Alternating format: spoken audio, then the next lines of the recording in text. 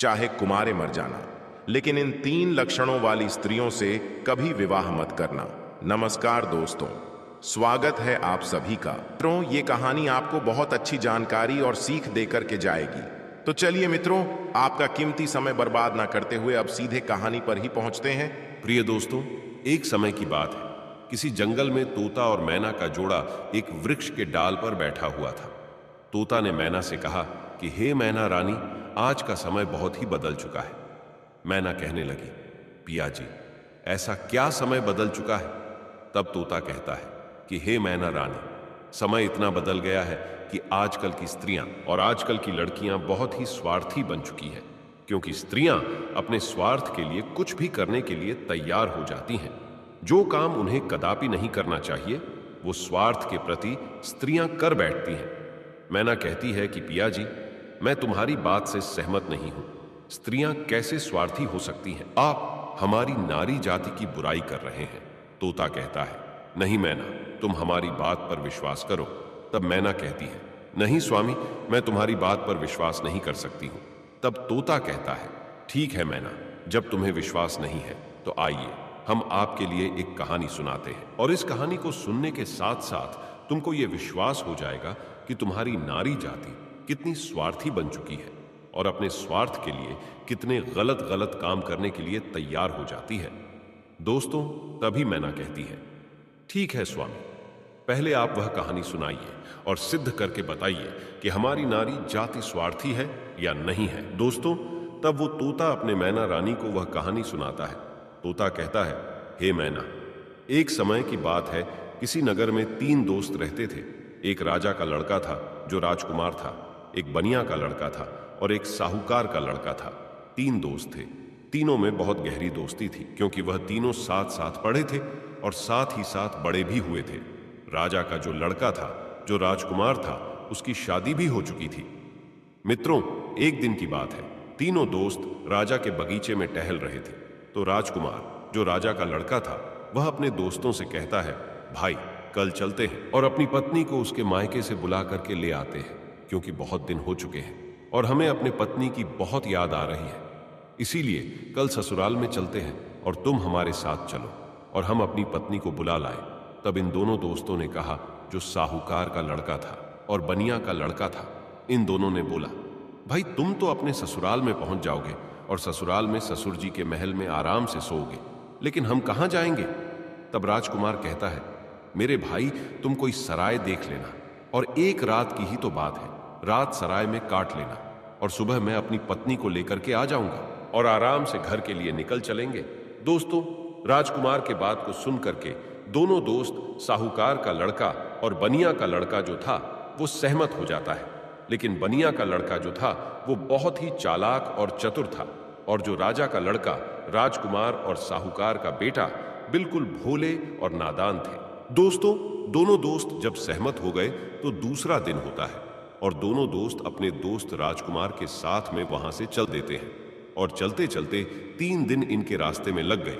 और 3 दिन के बाद में राजकुमार अपने ससुराल के पास में जब पहुंचता है, उस नगर के पास में जब पहुंचता है, तो राजकुमार अपने दोनों दोस्तों से कहता है, मेरे भाई, यहां कोई सराय देख लेना और रात उस सराय में काट लेना और मैं ससुराल जाता हूं, सुबह जल्दी आ जाऊंगा। तोता कहता है, हे मैना।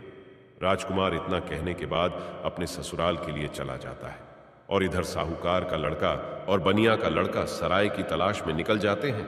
ढूंढते ढूंढते उनको एक सराय दिखाई देती है, और सराय के जब समीप पहुंचते हैं तो उन्होंने देखा कि यहाँ खाने पीने की भी व्यवस्था सही है और रुकने की भी व्यवस्था सही नजर आ रही है। दोस्तों, सराय के दरवाजे पर जब वे पहुंचे तो वहां उन्होंने एक बुढ़िया को देखा। उस बुढ़िया के पास में जाकर कहने लगा, हे माता, हम इस सराय में रात व्यतीत करने के लिए आए हैं और सुबह चले जाएंगे। हमारे लिए इस सराय में जगह दे दो जो हम रात सही से काट सके। दोनों दोस्तों की बात को सुन करके वो बुढ़िया जो थी, वो कहने लगी, देखो बेटा, चाहे कहीं भी रुक जाओ, चाहे कहीं भी जाकर के रात काट लो, लेकिन इस सराय में आप ना रुके, इस सराय में आप रात ना गुजारे। तब दोनों दोस्त ने पूछा, ऐसा क्यों माता? तब बुढ़िया कहती है, मेरे पुत्र, इसमें अगर आप रुके तो आप जिंदा नहीं बचेंगे, क्योंकि आपकी मृत्यु हो जाएगी। दोस्तों, इस तरह से वो बुढ़िया जो थी साहूकार के लड़के और बनिया के लड़के को समझा रही थी, तब तक एक बहुत सुंदर लड़की, एक बहुत सुंदर युवती दरवाजे के भीतर उस साहूकार के लड़के को दिखाई दे जाती है। साहूकार के लड़का ने जब उस सुंदर युवती को देखा तब वो उस पर मोहित हो गया और उसके साथ रात में रुकने के लिए वो तैयार था।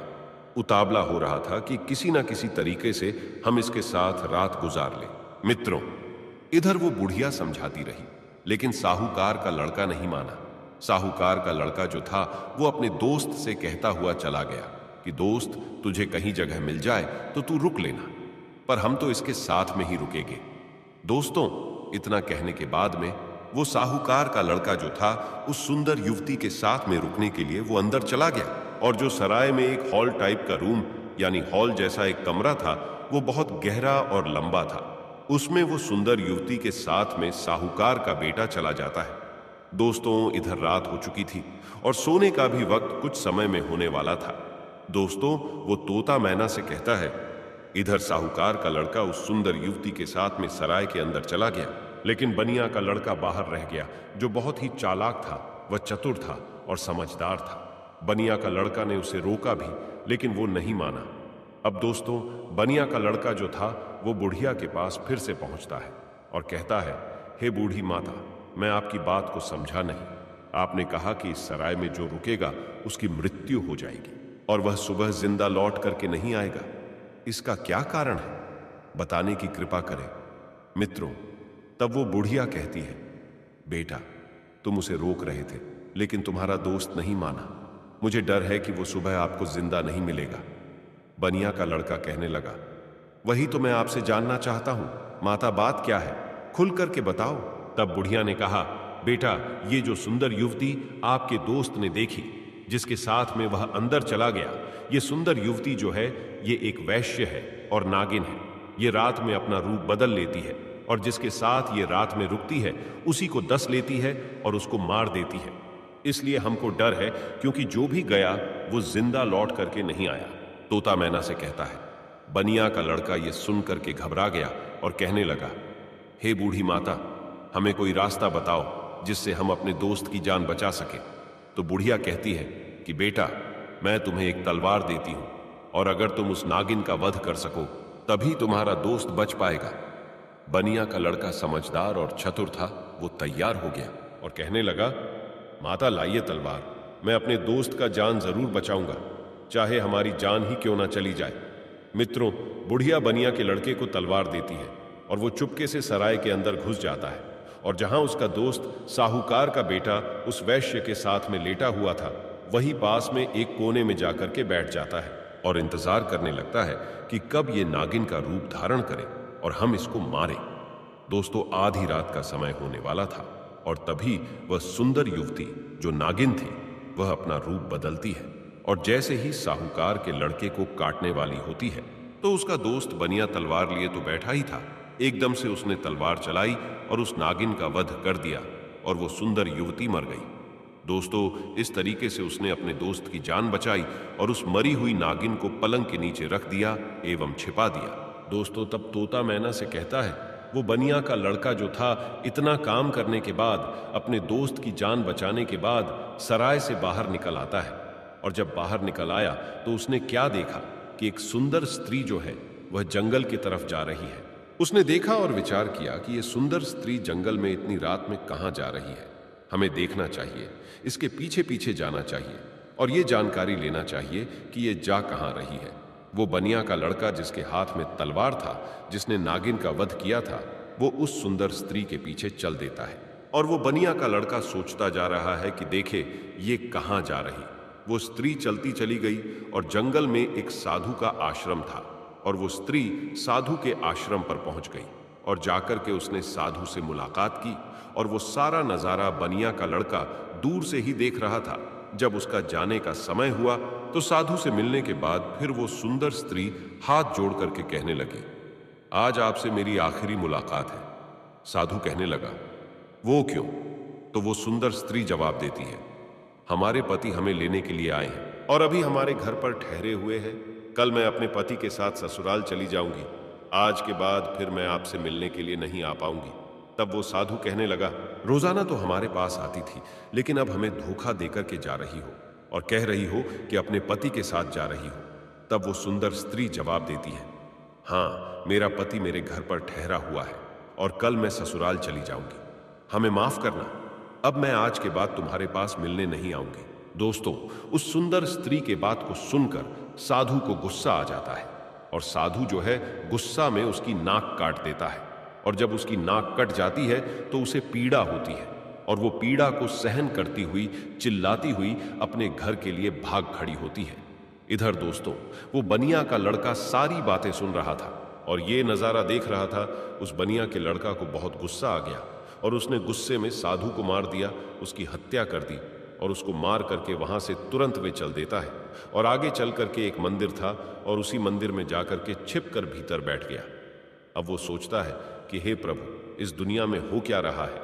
अब इधर जो वो बनिया का लड़का मंदिर के अंदर बेचारा चुपचाप बैठा हुआ था, वहां पर कुछ चोर आते हैं और चोर मंदिर के बाहर से हाथ जोड़ करके कहता है, हे देवी माँ, हम चोरी करने के लिए जा रहे हैं और अगर ये हमारी चोरी आसानी से हो जाए और हम ना पकड़े गए तो कल हम तुम्हारे पास तुम्हारे लिए राजा की लड़की को लाएंगे और उसकी बलि चढ़ाएंगे। इतना कहने के बाद में वो चोर अपनी चोरी करने के लिए चले जाते हैं और जो अंदर बनिया का लड़का बैठा था, उसने जब चोरों की बात को सुना तो उसके पैरों तले जमीन खिसक गई और वो कहता है, ये क्या है, यहां भी एक हत्या होने वाली है। हे प्रभु, ये हो क्या रहा है। दोस्तों, वो बनिया का लड़का विचार करता है, चाहे कुछ भी हो जाए लेकिन मैं राजा की लड़की की हत्या नहीं होने दूंगा। ये सोच करके वो मंदिर में बैठा रहा। इधर दोस्तों, क्या हुआ कि वो स्त्री जो थी जिसकी नाक साधु ने काटी थी, वो अपने घर पर पहुंची और उसने रोना धोना बंद किया। बाकी पीड़ा तो सता रही थी। उसने विचार किया, अगर सुबह लोग हमको देखेंगे तो पता नहीं, न जाने मेरे बारे में क्या कहेंगे, हमें शर्म से अपना सर नीचा झुकाना पड़ेगा। क्यों ना हम अपने पति को फंसा दें और ये कह दे कि हमारे पति ने मेरी नाक काट ली। तो वही हुआ। सवेरा होने वाला था और जैसे ही थोड़ा प्रकाश होने को था, तभी वो चिल्लाने लगी और कहने लगी कि देखिए देखिए, हमारे पति ने हमारी नाक काट ली। दोस्तों, घर वाले जो थे वो एकदम से भाग करके आते हैं और उसके पति को बंदी बना लेते हैं। जो वो राजकुमार था, जो राजा का लड़का था, उसको पकड़ लेते हैं और पकड़ करके वहां से राजा के सामने पेश कर देते हैं। राजा वो सारा वृत्तांत जान करके उसको जेल में डाल देता है। तब तोता मैना से कहता है, हे मैना रानी, अब आगे सुनिए क्या हुआ। इधर पूरा दिन व्यतीत हो गया। उसका दोस्त जो बनिया था, उसने पूरा दिन इधर उधर बैठ करके काट लिया और जब रात हो गई तब उसी मंदिर में जाकर के वे छिप करके बैठ गया, क्योंकि उसे मालूम था कि ये चोर राजा की लड़की को पकड़ करके जरूर लाएंगे, उसकी हत्या जरूर करेंगे, लेकिन मैं उसकी हत्या नहीं होने दूंगा।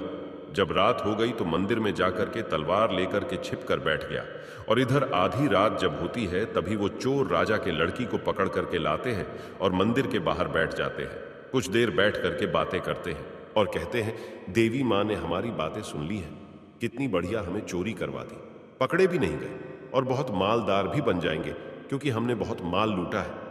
इस तरीके की बातें कुछ देर करते रहे।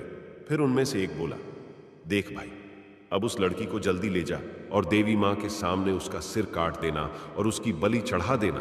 तो दोस्तों, उन चोरों में से एक चोर जो था वो राजा के लड़की को पकड़ करके अंदर मंदिर में प्रवेश करता है और देवी माँ की जहां पर मूर्ति थी वहां पर ले जाता है और उस लड़की का सिर काटने के लिए जैसे ही वो चोर जाता है तो बनिया का लड़का तो वहां तैयार ही बैठा हुआ था और वो चोर राजा के लड़की का सिर नहीं काट पाया, उसकी बलि नहीं चढ़ा पाया, क्योंकि उससे पहले ही बनिया के लड़का ने उस चोर को मार दिया और चोर को मार करके उसकी लाश को एक बगल में रख दिया।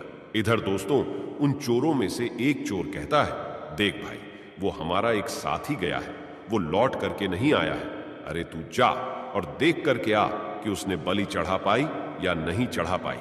दोस्तों, ऐसे ही दूसरा चोर जो है जैसे ही मंदिर में प्रवेश करता है तो वो बनिया का लड़का तैयार बैठा हुआ था, उसने उसको भी मार दिया। कहने का मतलब यह है कि इसी तरीके से उस बनिया के लड़के ने जितने भी चोर थे सारे चोरों को मार दिया और उस राजा की लड़की की रक्षा की।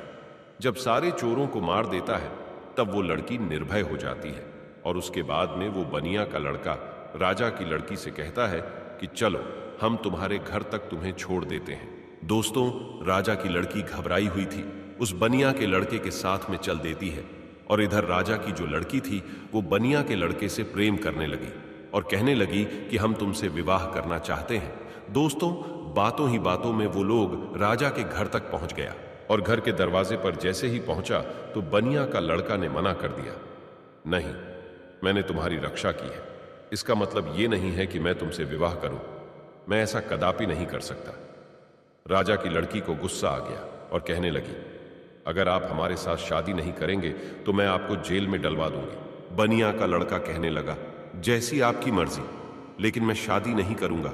दोस्तों, तभी राजा की लड़की दरवाजे पर चिल्लाती है और कहती है, बचाओ, ये हमको पकड़ करके ले जाना चाहता था और ये हमारी इज्जत लूटना चाहता था। दोस्तों, राजा की लड़की को चिल्लाते हुए सैनिकों ने देखा तो सैनिकों ने भाग करके उस बनिया के लड़के को पकड़ लिया और राजा के सामने पेश कर दिया और कहा कि राजा साहब, ये तुम्हारी लड़की की इज्जत लूटना चाहता था, ये आपकी लड़की को पकड़ करके ले जाना चाहता था। वो तो आपकी लड़की चिल्लाने लगी, इसलिए मैंने बचा लिया। अगर वो नहीं चिल्ला पाती तो ये आपके लड़की के इज्जत के साथ खिलवाड़ कर देता। दोस्तों, ये सुनने के बाद राजा को क्रोध आ गया और उसने पकड़ करके उस बनिया के लड़के को जेल में डाल दिया, जहां उसके दोनों दोस्त भी मौजूद थे। जो साहूकार का लड़का था और राजा का लड़का था, वो दोस्त भी उसे मिल गए। साहूकार के लड़का को सराय वालों ने पकड़वा दिया क्योंकि इसने एक वैश्य व सुंदर युवती का वध किया, इसलिए वो भी वहां जेल में मौजूद था। अब तीनों दोस्त जेल में जाकर के मिल जाते हैं और एक दूसरे के साथ में वहां बैठ जाते हैं।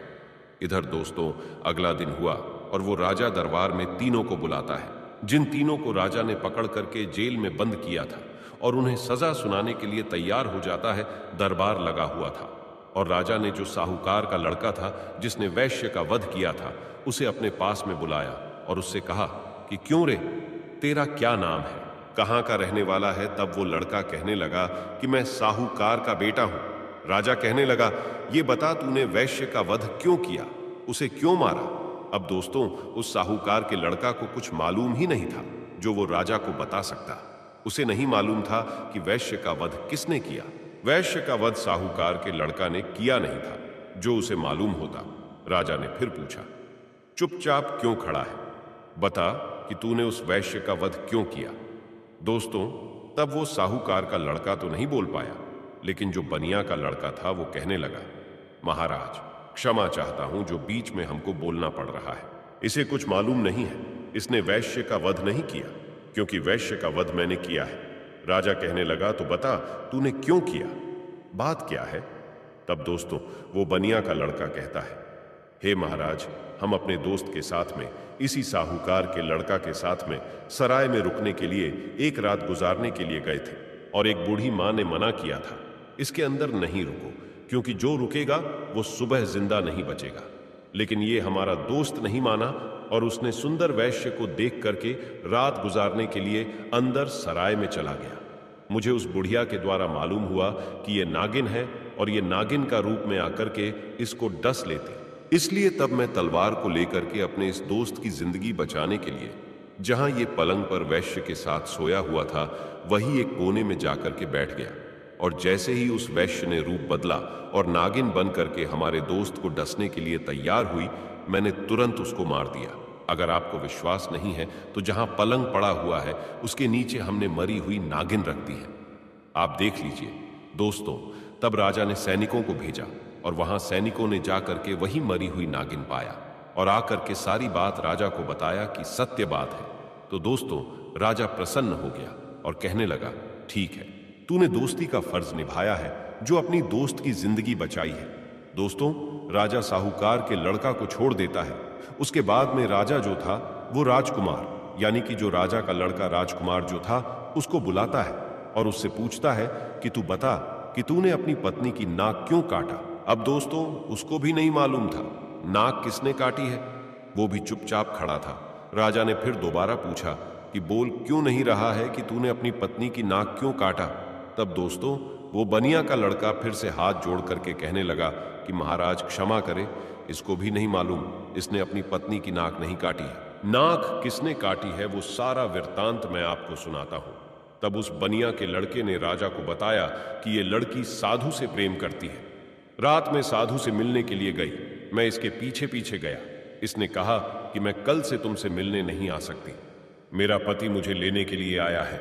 यह सुनकर के उस साधु ने इसकी नाक काट ली और इसने आकर के अपने पति को फंसा दिया। इसने गलत किया। राजा कहने लगा, मैं तेरी बात पर विश्वास कैसे करूं? तब उस बनिया के लड़के ने कहा, महाराज सैनिकों को भेजिए जहां उस साधु का आश्रम है। देख लीजिए कि मैंने साधु का वध कर दिया है। दोस्तों, सैनिक जाते हैं, आश्रम पर उस मरे हुए साधु को देखते हैं तो आकर के राजा को बताते हैं कि महाराज बात सत्य है। दोस्तों, तब वो राजा उस राजकुमार को भी छोड़ देता है, वो भी बच जाता है। दोस्तों, फिर तोता कहता है कि हे मैना, अब आई बारी उसी बनिया के लड़का की जिसने राजा के सामने अपने दोस्तों की जिंदगी बचाई। राजा उस बनिया के लड़का से बोलता है कि तूने तो अपने दोस्त को बचा लिया, लेकिन अब तू बता कि तू हमारी लड़की को पकड़ करके क्यों ले जाना चाहता था? इसके साथ में दुर्व्यवहार करना क्यों चाहता था? इसकी इज्जत से खिलवाड़ करना क्यों चाहता था? अब तू नहीं बचेगा। दोस्तों, तब वो बनिया का लड़का कहता है कि महाराज क्षमा करें, ये आपकी लड़की जो है ना, इसने हमें गलत फंसाया है। आपकी लड़की की बलि चढ़ाने के लिए कुछ चोर इसको पकड़ करके ले गए थे। मैं उसी मंदिर में था, मेरे हाथ में तलवार थी क्योंकि मैं साधु को मार करके आया, और आपकी लड़की को मारने के लिए जैसे ही एक चोर अंदर मंदिर में आता है, मैंने उसको मार दिया। दूसरा आता है, उसको भी मार दिया। इसी तरीके से जितने भी चोर थे मैंने सबको मार दिया, और सभी मंदिर में ही पड़े हुए हैं। अगर विश्वास नहीं है तो सैनिकों को भेज करके देख लीजिए। दोस्तों, वही हुआ। सैनिक जाते हैं मंदिर के पास में, मंदिर में जाकर के देखते हैं तो उन चोरों की लाशें पड़ी हुई थी। तो सैनिकों ने आकर के सारी बात राजा से कही कि महाराज बात सत्य है, आपकी लड़की की रक्षा इसने की है। इसने इज्जत से खिलवाड़ नहीं किया और ना ही इज्जत लूटने की कोशिश की है। वो बनिया का लड़का कहता है, हाँ राजा साहब, मैं आपकी लड़की को पकड़ करके क्यों ले जाऊंगा।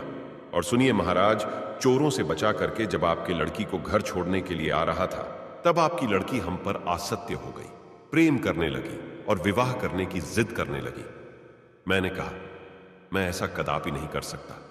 मैंने जिस लड़की की रक्षा की है और उसके बदले में मैं उससे विवाह करूं, उसकी इज्जत से खिलवाड़ करूं, ऐसा मैं नहीं कर सकता। मैंने उसे मना किया तो उसने कहा, अगर तुम हमसे विवाह नहीं करोगे तो हम अपने पिता से कहकर तुम्हें जेल में डलवा देंगे। और उसने वही किया।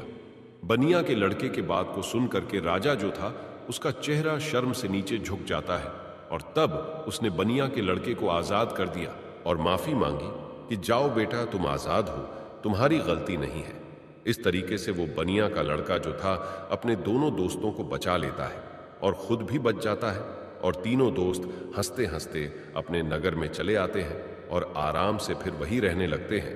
तो दोस्तों, अब वो तोता कहता है कि हे मैना, देख लिया, इस तरीके से नारी जात स्वार्थी बन चुकी है और अपने स्वार्थ के लिए गलत से गलत काम के लिए तैयार हो जाती है। अब उस गलत काम के लिए चाहे कुछ भी करना पड़े, चाहे कितने भी कष्ट झेलना पड़े, चाहे किसी के भी जिंदगी से खिलवाड़ क्यों ना करना पड़े, लेकिन ऐसी स्त्रियां नहीं मानती हैं। दोस्तों, अपने पिया तोता की बात को सुन करके मैना जो है वो चुप हो जाती है। उसके बाद में तोता कहता है, हे मैना रानी, इसीलिए तो मैं सोचता हूं कि चाहे भूखे मर जाना, लेकिन इन 3 लक्षणों वाली स्त्रियों से कभी विवाह मत करना। तोता समझाता है कि 3 लक्षणों वाली स्त्रियां ये हैं। पहली, वो जो पति होकर के भी पराये पति से हित करे और पराये पति से छुप छुप के मिलने के लिए जाए, अपने पतिव्रता धर्म को भूल जाए और उसके साथ में हवस का शिकार बन जाए। तो ऐसी स्त्री से हमेशा बचना चाहिए और ऐसी स्त्रियों से दूर रहना चाहिए। और दूसरी स्त्री वो है जो एक स्त्री तो है, लेकिन वेश्यावृत्ति के तरह जिंदगी गुजार रही है, नागिन की तरह रह रही है। अब उसे अपने हवस के इच्छा पूर्ति के लिए चाहे अपने पति का ही कत्ल क्यों ना करना पड़े, लेकिन वो कर बैठती है और नागिन की तरह अपने पति को दस करके उसे मार डालती है। तो ऐसी वेश्यावृत्ति के लक्षण वाली जो स्त्रियां हैं, इनसे दूर रहना चाहिए, इनसे कदापि विवाह करने की इच्छा नहीं रखना चाहिए। और तोता बोला, हे मैना, तीसरी स्त्री वो है जिसकी जान अगर कोई बचाए और अगर वो मरने के लिए जा रही हो और उसकी अगर कोई जान बचा ले और ऐसे में वे मददगार को ही झूठा फंसा दे और उसी मददगार से विवाह की इच्छा करे, उसी से दुर्व्यवहार करने की इच्छा करे और फिर उसको झूठा फंसा करके उसको मरवा डाले या उसे जेल में बंद करवा दे या उसे सजा दिलवा दे। तो ऐसी स्त्रियों से भी हमेशा बच के रहना चाहिए। इनका कोई भरोसा नहीं है कि किस वक्त तुम्हारी जिंदगी को ले बैठे। तो दोस्तों, मेरे कहने का तात्पर्य यह है कि ये कहानी हमें यही सिखाती है कि चाहे जीवन में कुमारे मर जाना, लेकिन इन 3 लक्षणों वाली लड़कियों से हमेशा दूर रहना, बच करके रहना। कभी जिंदगी में फंसोगे नहीं और कभी जिंदगी में दुखी नहीं रहोगे, और तुम्हें कभी भी जिंदगी में रोना भी नहीं पड़ेगा और पछताना भी नहीं पड़ेगा। तो प्रिय मित्रों, कैसी लगी आपको ये कहानी? अगर कहानी अच्छी लगी है, पसंद आई है, तो कमेंट बॉक्स में जरूर बताना, और हो सके तो अपने मित्रों को भी शेयर करना और हमारे चैनल को सब्सक्राइब अवश्य करना।